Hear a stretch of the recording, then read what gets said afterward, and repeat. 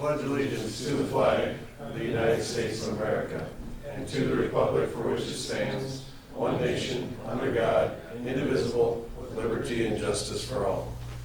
I'd like to call the meeting to order for Tuesday, May 2nd, 2023. We'll start with roll call, please. Goodchild? Yes. Donlin? Yes. Wick? Yes. Sturgeon? Yes. Yes. Accept a motion to approve the agenda. Second. We have a motion and a second. All those in favor say aye. Aye. Opposed? Motion carried. Starting with general discussion, citizens. Any citizens in the crowd here who wish to address the council? Doesn't look like it. We'll move on to the thumbs up award. Mike Dunn, got anything for thumbs up? My thumb went up as I drove here today with potholes being filled all over the place. Thumbs up to City Street Department. Great. I'll echo that. All right. Okay. Clark? Your street too, huh? Nothing to do. I'd like to offer a thumbs up to Mark Gall and the committee that helped with the community plan. I thought that was a well-attended event. I'm sorry I couldn't be there right at 5, but when I did get there, it looked like it was well-received and everything I heard was positive, so thumbs up to you. Steve? Thumbs up to the Plymouth County Sheriff and Lamar's PD for their presentation last night at the KC meeting, the K9 demonstration. Taught me one thing: don't run. So, it was well done. They did a nice job. Very good. And they got a very young puppy coming up that's going to be a good one. Yeah, we got a puppy in the building, 9 weeks old. Yeah. Fun. I've I bet it is. known that don't run thing for years. Misenforced it. Thumbs up. Mark? Coincidentally, Tyler Sullivan, a young man, 35-year-old, came up to the courthouse who was running across Iowa. He's running in every city in the state of Iowa, even unincorporated cities. And on Facebook, look him up under Iowa Scenic Views by Foot. There was a KCCI article on him. Pretty amazing. He's done like 80% already. So, thumbs up. How long is it gonna take him to get across? I will say he's got 5 years in, so just figuring the math. So is he sponsored or just doing this on the side? What do we know? On his own, and he says he sometimes does a mile, sometimes he does 20. I think in Lamar's he had done 20-something miles. I'm like, you're nuts. But the KCCI article that talked about it showed our ice cream parlor as part of the background. Some of his pictures, and he's surrounded with his runs. So, wow. You can print that in the paper. I will not ever do that. All right. Moving on to our first agenda item, consent items. In the consent items, we have an approval of the April 18, 2023 regular meeting minutes, a list of bills for period ending 4/30/23, renewal of liquor license for Fairway Eagles Tacos La Juanita, and a new 5-day liquor license to the KC's for the 2023 Ice Cream Bash, a budget amendment, and Airport Runway 1836 reconstruction project, Bolton and Mink Services Addendum, change in the council meeting date, and a request to close the streets for ice cream days. I personally would like to discuss the meeting date change, but, because it conflicts with my golf. Well, at least you're on. I'd like to discuss it as well. Early in the year, when I think I asked about that date, and I was told we just wouldn't have a meeting then, I'm maybe going to have to call in from another county because so many people, I always think the day after the 4th off, I need to take those off. Jacob, it is the first week of the new year. Would it be a big deal to miss one? The biggest thing would be, Or Jason, your thoughts too? yeah, the biggest thing for bills would be we run them at the end of the month and then we hold them until the council approves them.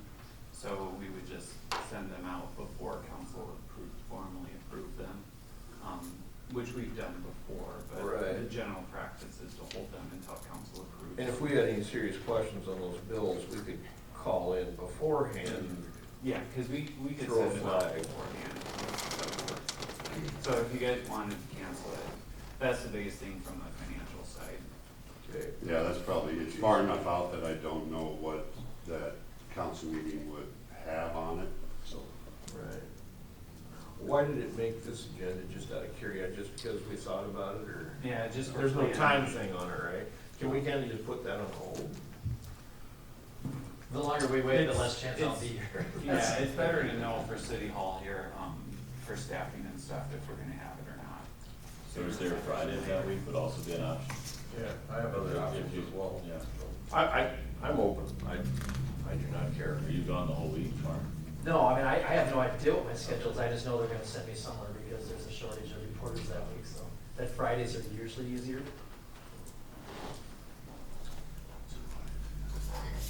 You guys pick a day. I'm good either way. Tell me when to be here, because it's first come, first serve on my calendar, so I'm not busy till I'm busy. How about Thursday the 6th? That work for other people? Sure. It's probably better for me than I'm Wednesday. good. Okay, Want to keep it at noon? let's pencil it in at Thursday. Morning meeting once. Thursday the 6th. Let's really throw a wrench into it. Let's keep it at noon. We'll keep one thing because it's pretty simple. Thursday the 6th. Sounds good.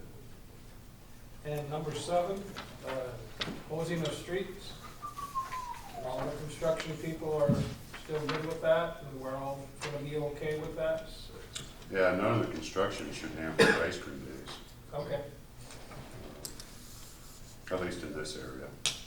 The only thing I would note, it's the first aerial, behind the agenda item. It shows, well, actually, the first one, the orange line on all of them outlines the area to be closed. City council is not approving the closure of that, used to be the old pharmacy downtown. That's private parking lot, so you guys have nothing to do with that. It would just be the street going north and then to the. Yeah, the orange line would, I mean, they still may close it, but that's between them and that private property owner, not the city. Yeah, just like. So for our sake, the orange line would go straight up to First and then straight east over to the alley. That's the only thing I wanted to know. You're not approving closing the private parking lot. Okay.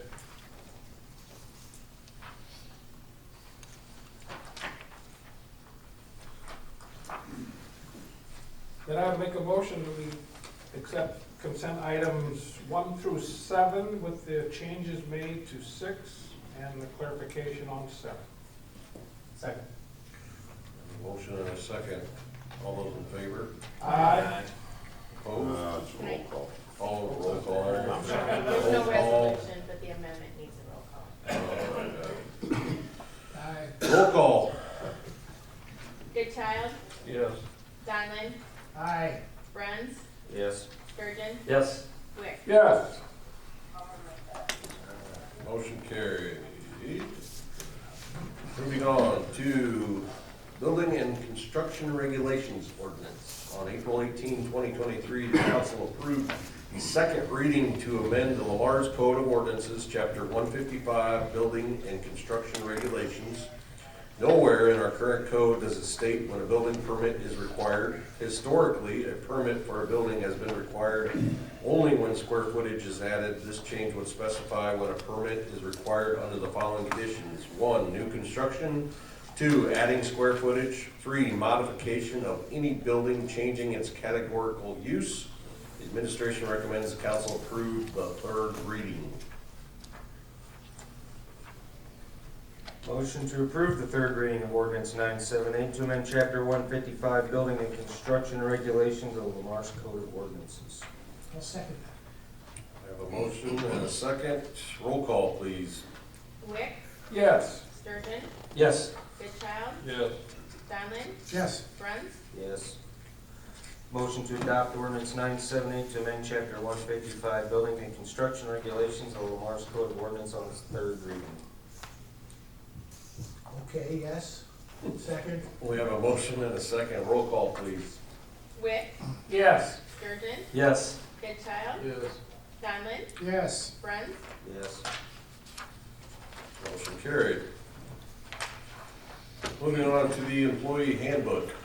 City administration has been working with the Iowa Negotiation and Consulting Services, Inc. to update the employee handbook. The final draft of the document is complete and ready for council approval. The document was distributed separately to council members and department heads for review. Upon approval by council, the employee handbook will be made available to all city employees for their acknowledgement. The employee handbook would then become effective June 1, 2023.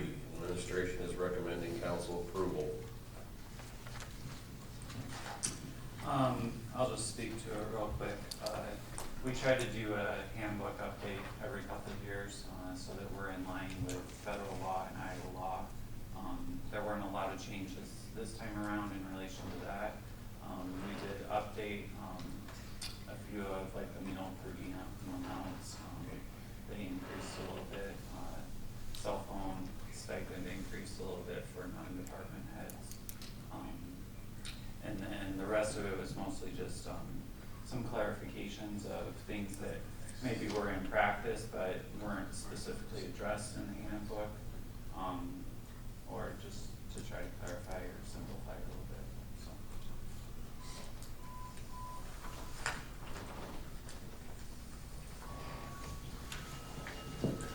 So. Motion to approve the updated employee handbook effective June 1st, 2023. Second. A motion and a second. All those in favor say aye. Aye. Opposed? Motion carried. Moving on to the sewer rate ordinance. So the Public Utility Committee has been discussing the need to increase sewer user fees to account for a fiscal year 2023-2024 budget shortfall. The shortfall is due to three main factors. One, increased costs due to inflation. Two, increased maintenance costs due to an aging facility. And three, increased costs due to the debt service on the UV project. A 10% rate increase effective July 1, 2023 is being proposed. The increase would essentially cover the budget shortfall. Administration and Public Utilities Committee recommend the following rates. And I'm not going to read each and every one of these, but suffice it to say it's a 10% increase. I would read it as so much as, right now, the minimum charge that people see is $8.51, and then anything more you pay is based on how much you use. So the 10% increase it would go from $8.51 to $9.36.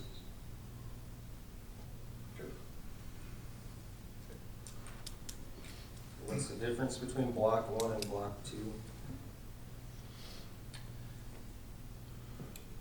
Who can explain that? Doug, do you know? I don't have it in front of me. No. It has Come to over do. here, sure. So block 1 and block 2 are for the industrial users, and so it has to do with, I think with discharge prior to building a new facility out there and discharge after, kind of rates for those two blocks. So I think in the ordinance it says 2010, so it had to do with that. So it's strictly, basically two industrial users, I'm assuming. Right, so for all the non-industrial users, it's just the user charge, the $234.76 going to $258.24 per 1,000 gallons. How much is the budget shortfall? 450,000 almost.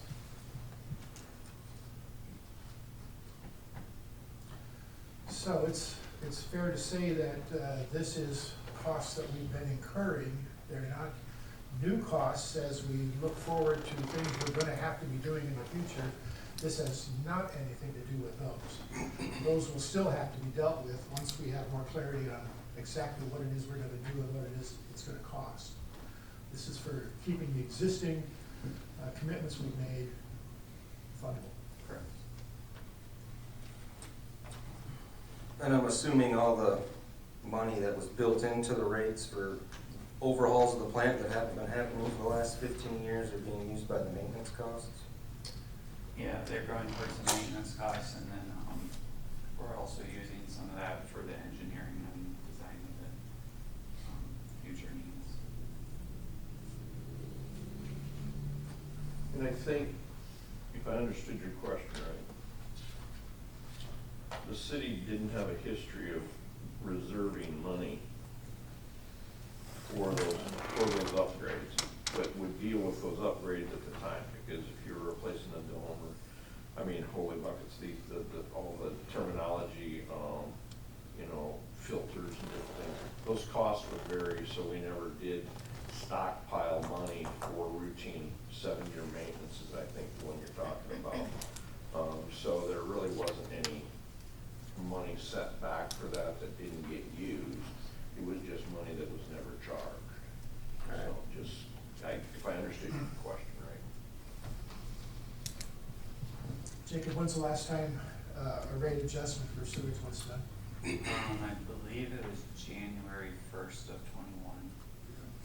So this reflects 2 years of Yeah, it was state. 2.5 years. So that was water That and was- sewer at the time? That was water and Probably, sewer. that was over, we did 2 consecutive increases, Right. 20 to 21. At 5 and 5 each or something We like held that. off last year. Yeah, I think it was 5 and 5 each, something like that. On these blocks, Doug, you're in the crowd out there. I think it breaks down to what the industries are putting in our waste system individually, aren't they? Yeah, so like on residential, you just got your minimum charge and then bill for so many thousands of gallons of water that they use. Right. But with our industries, there isn't a minimum charge, but we bill them for so much for volume that comes to us. And then also the CBOD, the TSS, the The TKM. So different we- categories. Yeah, where the typical households don't get billed for the CBOD, TSS, TKM, it's just kind of Right. built into the minimum. That's what I thought. Yeah. That's what I thank you, Doug. And it actually, since COVID, prices have gotten ridiculous in my world. I've had chemical costs double, shipping costs went up, I mean, Right. it's unbelievable what they're charging for stuff. Pretty well across. Yeah. Yeah, I hate to say this and be the bearer of bad news, but this is one increase on quite a few that are in our future.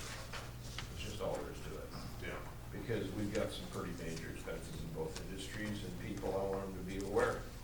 I don't like higher bills at my house any more than you do, but you better fasten your seatbelts because we got some higher bills coming, that's all there is to it. Motion to establish May 16th, 2023 at 12 p.m. as the date and time for a public hearing to amend Lamar's Code of Ordinance, Chapter 99, sewer service charges. Second? A motion and a second. All those in favor say aye. Aye. Opposed? Motion carried. Moving on to the BergenKDV Ltd. Audit Agreement. The request for audit proposals was sent out with a due back date of April 21, 2023. BergenKDV provided the lowest cost proposal. City administration and the finance committee reviewed the proposals and reached out to several other cities in Iowa who they provide audit services to. All 3 of the cities contacted gave a very good review of the firm. Audit services provided by the city by BergenKDV are as shown in their proposal and the attached copy of the 3-year agreement. Williams & Company, who have conducted the audit for the city for a number of years, decided at the last minute that they would not provide a proposal due to not having sufficient staff to complete the audit. Recommendation is from the city and finance committee to award the audit to BergenKDV. The total cost over the 3-year period is $117,900, including single audit costs. This is comparable to what the city has been paying Williams & Company to complete the audit over the last few years. Just a couple of quick comments on it. So, we did decide to go out for proposals. I think this proposal from BergenKDV proposal. I would have liked to have seen Williams and Company provide a proposal as well. They've provided service to the city for a lot of years, so I'm kind of sad to see them go. But I think Bergen will do a good job. I think having a fresh set of eyes on things is not a bad idea. And so I think this is a good thing for the city. How many proposals did we get? So we did only get one proposal. I heard back from a lot of multiple firms that staffing is an issue right now. And so they weren't gonna provide a proposal this go around because of staffing. It wasn't just Williams and Company that told me that. Because I think industry-wide, there is staffing shortages. So several of them said, next time you guys do it, give us your, we'll probably give you one then, but right now they just didn't have staff. How close in line is it to what we were doing with Williams and Company? It's pretty close. I think there will be probably some additional cost other than this $117,900, just because Williams and Company has been doing it for a lot of years. And so we might have Williams and Company to provide a few schedules and stuff for us that they have done in-house before. So this past year, we paid Williams and Company just under $50,000 for the audit and all the services provided along with the audit. This year is around 39,000, I think it averages out to a year. So it's actually a little bit under, but I would anticipate there will be a few more costs as well. I'll make a motion approving an agreement with BergenKDV Limited for audit services for the fiscal years that end in 23, 24, and 25. Second. We have a motion and a second. All those in favor say aye. Aye. Opposed? Motion carried. Moving on to the Library Board of Trustees ordinance. So during a review of the Lamar's Public Library bylaws, it was discovered that there are portions of Chapter 23 of the Lamar's Code of Ordinances that do not match Iowa Code 336. The discrepancies have to do with the makeup of the library board, term length of board members, and when annual reports are due to council. Attached is an amendment making changes